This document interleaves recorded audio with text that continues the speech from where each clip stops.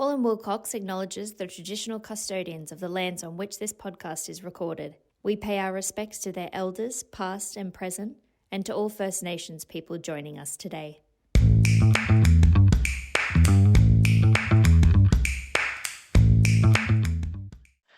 Hello and welcome to the Self-insurers in Australia podcast. My name is Alorna Strong and I'm a partner at Hall & Wilcox and oversee our national self-insurance practice.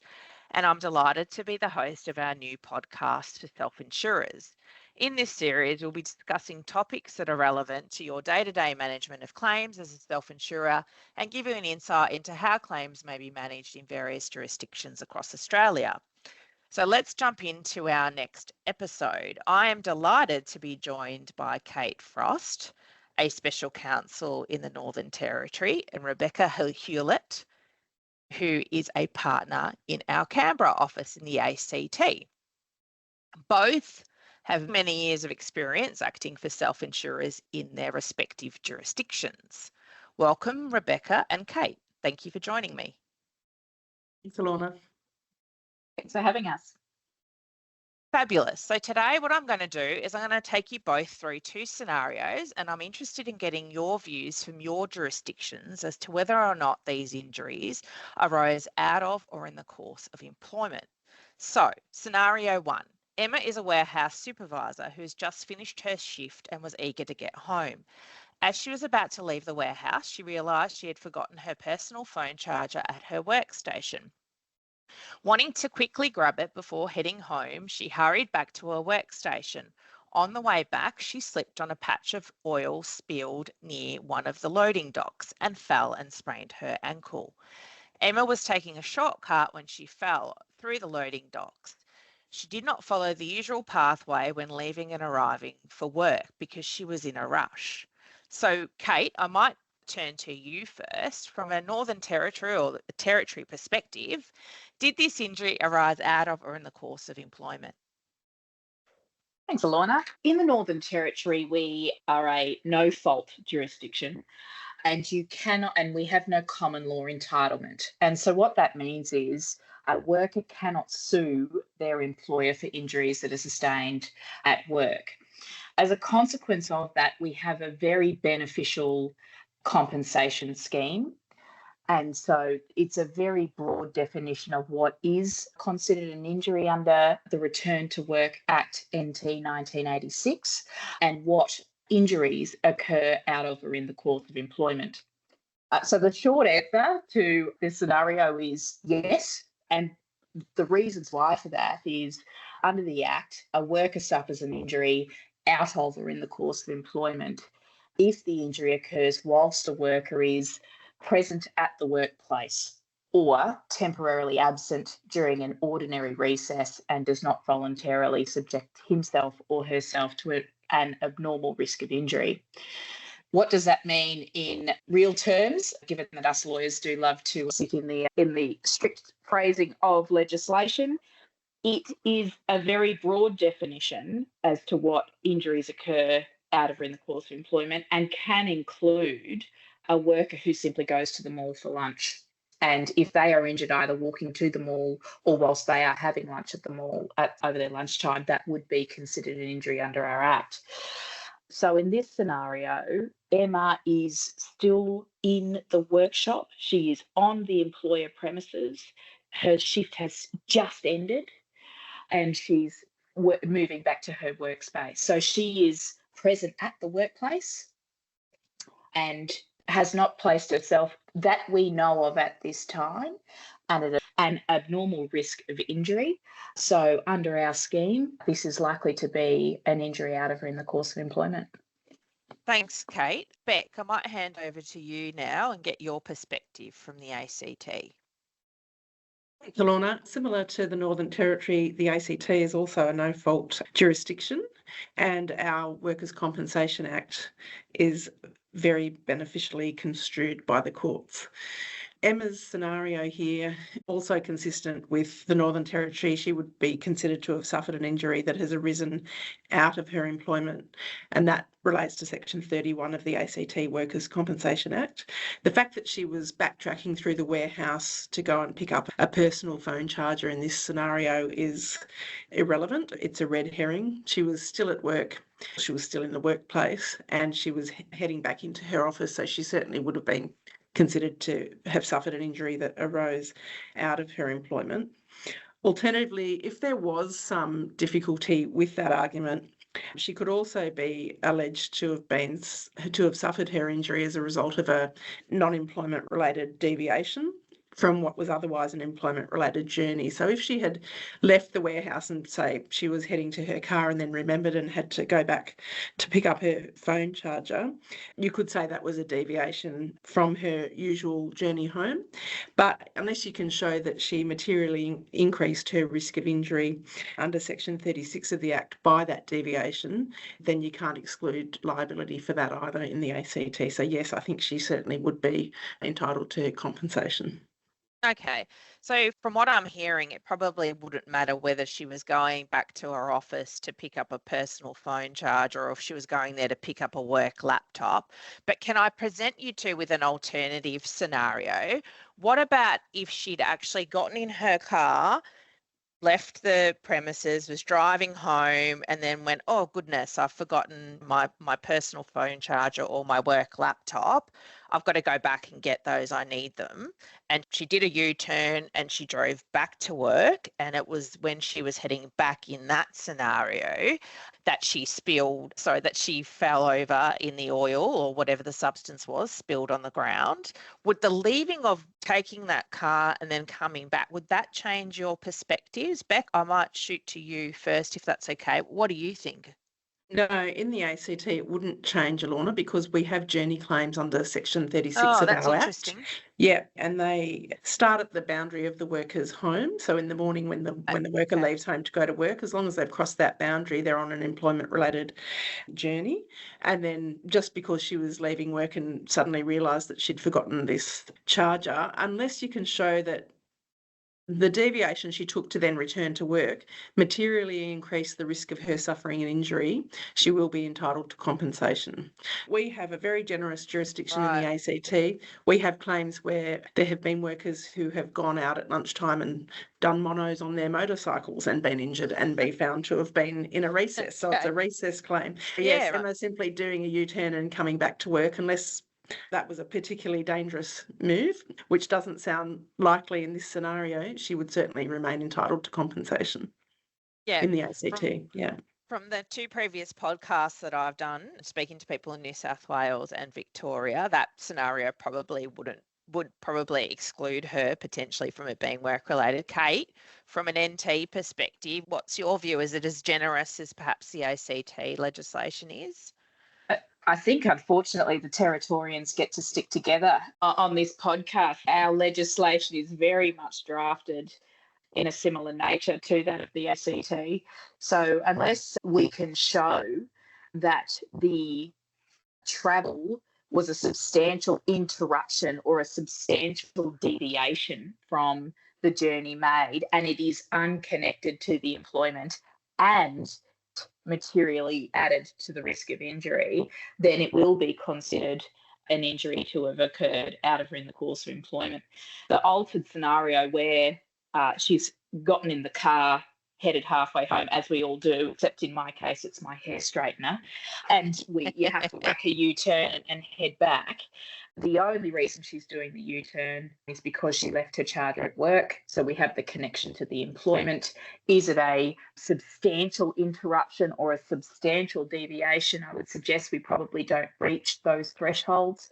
And similar to the ACT, we would consider that is likely still an injury occurring out of her in the course of employment. Okay, excellent. Thank you both. I might head over now to our next scenario. So in this scenario, I've got Adam, who was employed as a security guard for Secure Corp on a part-time basis. Depending on the number of shifts he was allocated, Adam would work 10 to 20 hours per week. On the 28th of May 2023, Adam was rostered to work as a security guard at the Melbourne Cricket Ground.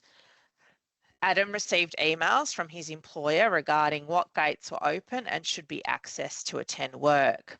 Adam, driven by a co-worker, parked his car in the Yarra Park at just outside of the MCG, having entered through Gate 7. Whilst walking through the car park to the MCG to commence work, Adam slipped and injured his leg. Adam completed a claim for compensation, alleging that he slipped and injured his left leg and knee in the MCG car park near Gate 7 on the 28th of May at 11 a.m.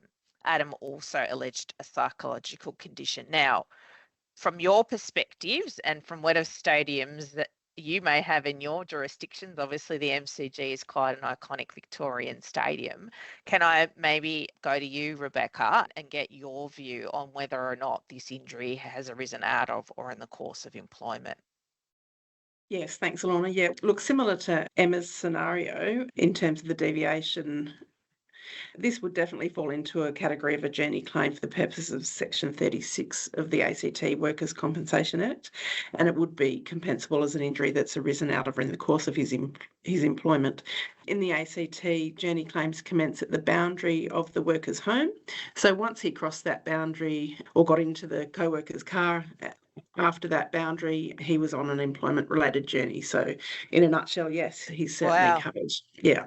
Yep. Okay, so very generous from an very ACT generous. perspective, certainly from a Victorian perspective. Our initial reaction would be that's not a compensable injury. Kate, what about you, from whatever perhaps stadium might be in the NT? In the NT, it would be the TIO stadium. I'm going to slightly change the scenario to the plaintiff arriving ready for a football game at the TIO stadium. But our scheme is very similar to that of the ACT, and it's specifically written into our Act that an injury to a worker, in addition to Emma's scenario, a worker suffers an injury out of or in the course of his or her employment if it occurs whilst the worker is travelling by the shortest convenient route between the worker's place of residence and the workplace. So in this scenario, we're making some assumptions. We need a little bit more information, but if we assume that our security guard was travelling with his mate, I think that's an immaterial, that's a bit of a red herring, that he's with a friend. Yeah. If he is travelling by the shortest convenient route between the workplace and, his home and his workplace for that day, then it would be compensable. So this one, quite comfortably, like Rebecca's position in the ACT, would be a compensable claim in the Northern Territory. Yeah, okay, that's really interesting because, again, in Victoria and New South Wales, the two podcasts that we've just previously had, this scenario would not have arisen out of or in the course of employment.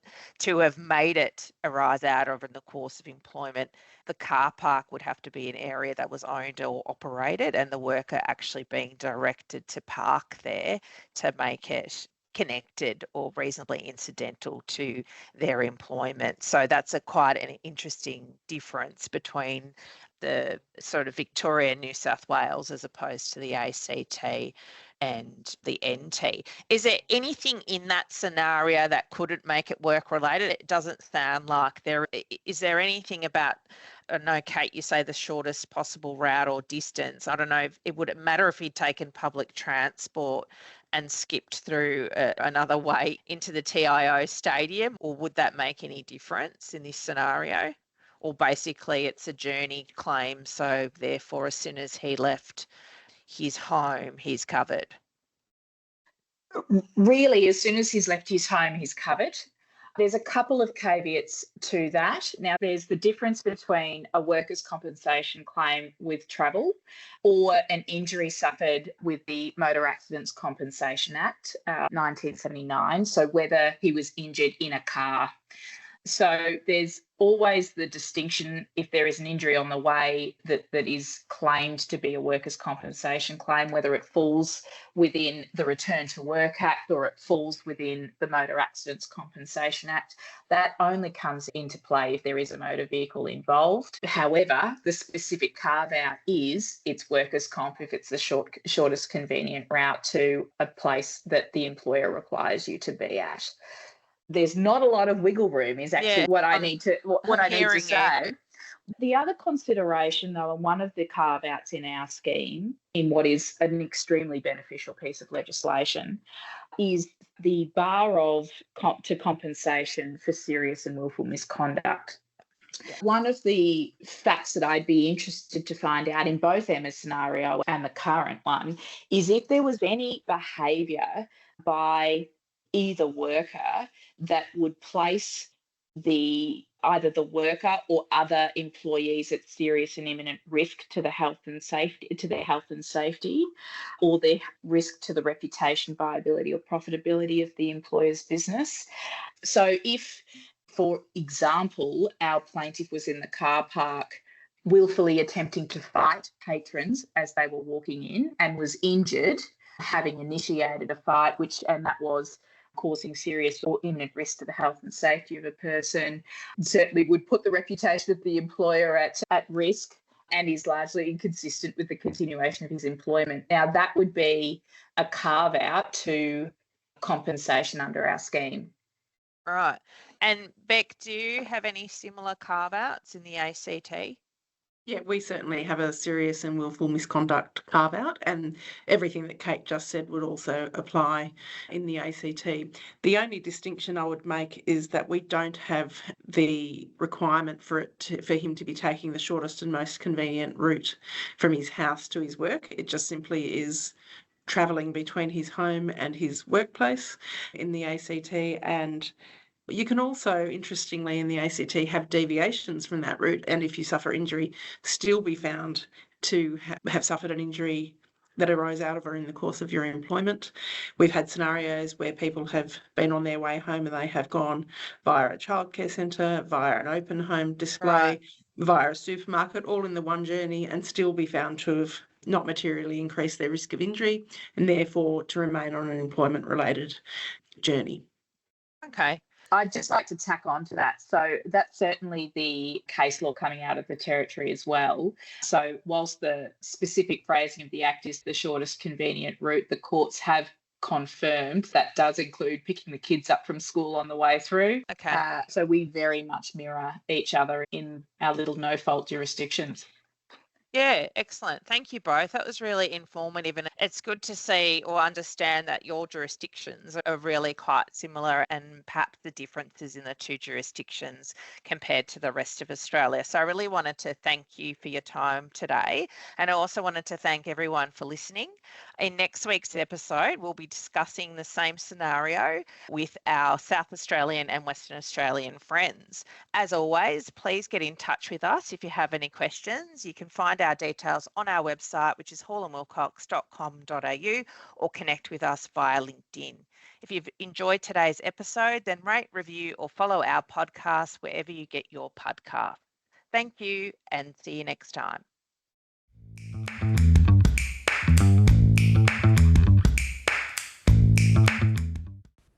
This podcast is not legal advice and should not be relied upon as such. You should always obtain legal advice about your specific circumstances.